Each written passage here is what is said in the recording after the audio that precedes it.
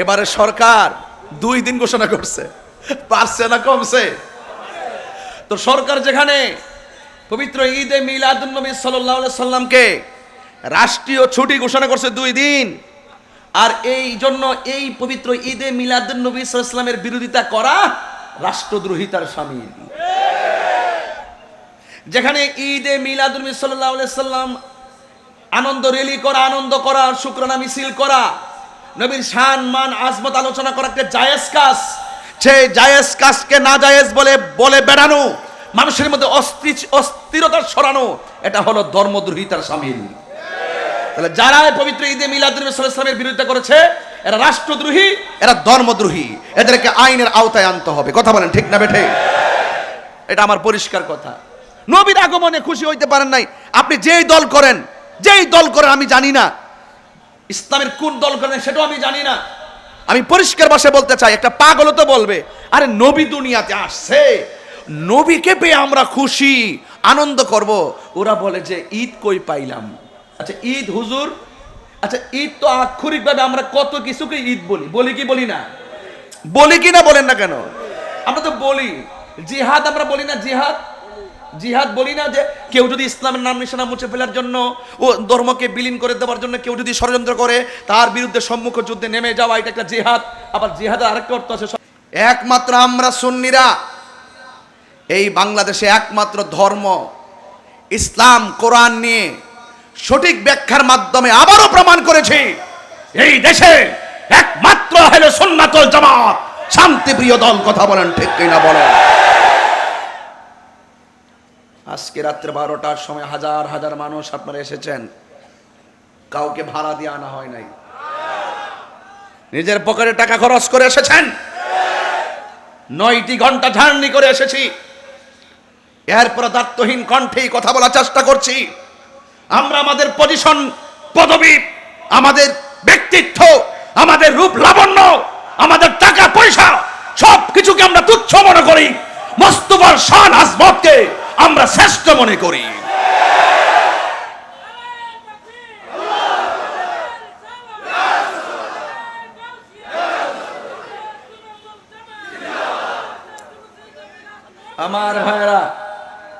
আমার ভাইয়েরা আপনারা যারা এখানে এসেছেন, আমার বক্তব্যকে কেউ রাজনৈতিকভাবে নেবেন না। যারা বেহেশতের টিকিট বিক্রি করে তাদের সাথে রাজনৈতিক দ্বন্দ্ব নাই, তাদের সাথে আমাদের আকীদার দ্বন্দ্ব। কি দ্বন্দ্ব? ওরা বহুরূপী, বহু সমস্যা, এগুলো আমরা শৈশব থেকে চিনে এসেছি। রাজনীতিবিদরা ওনাদেরকে বড় কিছু মনে করলো, আমরা তাদেরকে, তাদের দৌড় কতটুকু, তাদের সীমারেখা কতটুকু, তাদের সংখ্যা কতটুকু, তাদের এরিয়া কতটুকু, প্রত্যেকটা আমাদের কাছে জানা আছে, কারণ তাদের নামের পরে ইসলাম আছে। আমরা যদি ইসলাম নিয়ে চর্চা করি, ইসলাম নিয়ে কথা বলি, সারা দেশ বিচরণ করি, কার কতটুকু পজিশন আছে আমরা বুঝি, কিন্তু তারা তো লুঙ্গি নিচে থেকে চা বিস্কুট খায়, এজন্য অনেকে বুঝে না, আমরা বুঝি। এই জন্য আমি হুঙ্কার দিতে বলছি, আমাদের সাথে আদর্শের, তাদের সাথে আমাদের আকীদার দ্বন্দ্ব। আসুন বসুন, কি বলেন আপনারা? এগুলো নামের শেষ থেকে ইসলাম শব্দটা বাদ দিয়া দিলে খুব মানাবে আপনাদেরকে, খুব মানাবে। বহুত পর্দার কথা ওয়াজ করো তোমরা, এখন থেকে মুসাফা করো।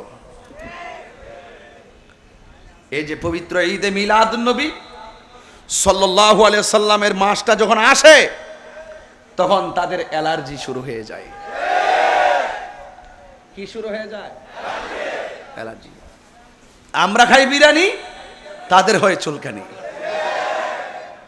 তো জ্বলতে থাকো, আমরাও খাইতে থাকি, ঠিক না বেঠিক? তাহলে আজকে এই মাহফিলে আমার যে বিষয় দিয়েছেন, এই বিষয়ে তো সবাই আলোচনা করে, এরপরে কি আলোচনার কোনো শেষ আছে? যত শুনি ততই মজা লাগে, লাগে কি লাগে না? আরে আশেকরা তো নবীর শান শুনলে খাবার ভুলে যায়, আশেকরা নবীর শান শুনতে ঘুম ভুলে গেছে, সব কাজ পিছনে ফেলে আজ মাহফিলে উপস্থিত। কাতাল ছাপারা ফুটন্ত ফুলের এই মানুষগুলাকে আমি ধন্যবাদ জানাই, যারা খুব সুন্দর করে আজকের আয়োজনটি করেছেন, বলুন আমরা নবী পাককে পেয়ে খুশি না বেজার? এই খুশি হওয়ার সিদ্ধান্ত এটা কি দুনিয়ার কাহারও নাকি আল্লাহর? ওনারা তো আল্লাহর কথা মানে না, ওনারা দলিল চায়। এটা আবার কোন ঈদ? এটা কোন ঈদ বুঝো না? ওই কোন ঈদে মানুষ রাস্তায় শুকরানা মিছিল করে বুঝো না? আপনারা তো ঠিকই সনদ পায়া শুকরানা মিছিল করেন। আপনার তো জেল থেকে মুক্তি হইলে শুকরানা মিছিল করেন। এগুলো কি কোথায় পাইছেন আপনারা?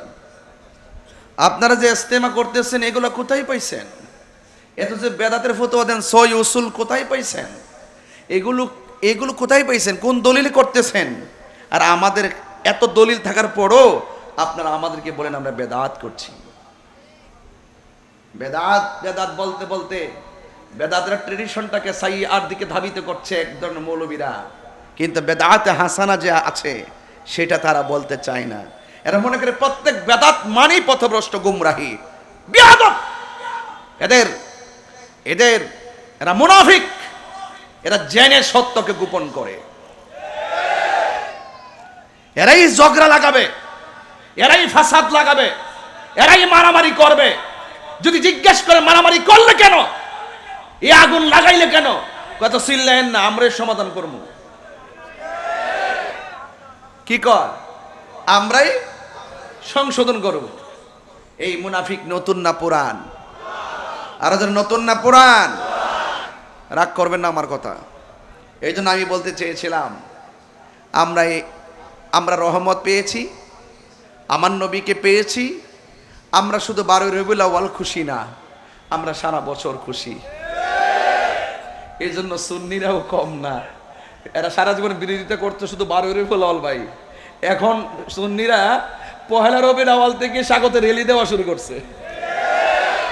আর জশ্নে জুলুস যেতে যেতে পবিত্র ঈদে মিলাদুন্নবী এখন চলতে চলতে চলতে শুধু বাংলাদেশে না, বিশ্বের 55টা রাষ্ট্রে রাষ্ট্রীয়ভাবে পবিত্র ঈদে মিলাদুন্নবীর কর্মসূচি ঘোষণা করা হয়েছে।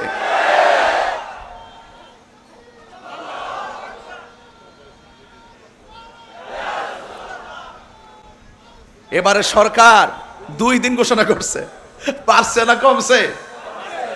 তো সরকার যেখানে পবিত্র ঈদে মিলাদুন্নবী সাল্লাল্লাহু আলাইহি সাল্লামকে রাষ্ট্রীয় ছুটি ঘোষণা করছে 2 দিন, আর এই জন্য এই পবিত্র ঈদে মিলাদুন্নবী সাল্লাল্লাহু আলাইহি সাল্লামের বিরোধিতা করা রাষ্ট্রদ্রোহিতার শামিল। যেখানে ঈদে মিলাদুন্নবী সাল্লাল্লাহু আলাইহি সাল্লাম আনন্দ র্যালি করা, আনন্দ করা, শুকরানা মিছিল করা, নবীর শান মান আজমত আলোচনা করা একটা জায়েজ কাজ, সেই জায়েজ কাজকে না জায়েজ বলে বেড়ানো, মানুষের মধ্যে অস্থিরতা ছড়ানো, এটা হলো ধর্মদ্রোহিতার শামিল। তাহলে যারা পবিত্র ঈদে মিলাদুন্নবী সাল্লাল্লাহু আলাইহি সাল্লামের বিরোধিতা করেছে এরা রাষ্ট্রদ্রোহী, এরা ধর্মদ্রোহী, এদেরকে আইনের আওতায় আনতে হবে। কথা বলেন ঠিক না বেঠে? এটা আমার পরিষ্কার কথা। নবীর আগমনে খুশি হইতে পারেন নাই, আপনি যেই দল করেন আমি জানি না, ইসলামের কোন দল করেন সেটাও আমি জানি না। আমি পরিষ্কার ভাষায় বলতে চাই, একটা পাগল তো বলবে আরে নবী দুনিয়াতে আসছে, নবীকে পেয়ে আমরা খুশি আনন্দ করব। ওরা বলে যে ঈদ কই পাইলাম? আচ্ছা ঈদ হুজুর, আচ্ছা ঈদ তো আক্ষরিকভাবে আমরা কত কিছুকে ঈদ বলি কি বলি না? বলি কি না বলেন না কেন? আমরা তো বলি। জিহাদ আমরা বলি না? জিহাদ বলি না? যে কেউ যদি ইসলামের নাম নিশানা মুছে ফেলার জন্য ও ধর্মকে বিলীন করে দেওয়ার জন্য কেউ যদি ষড়যন্ত্র করে তার বিরুদ্ধে সম্মুখ যুদ্ধে নেমে যাওয়া, এটা একটা জিহাদ। আবার জিহাদের আরেকটা অর্থ আছে, সবচেয়ে বড় জিহাদ নিজের নফসের সঙ্গে জিহাদ করা। তো শব্দ একটা পাইলেই কি আপনি একদিকে নিতে হবে?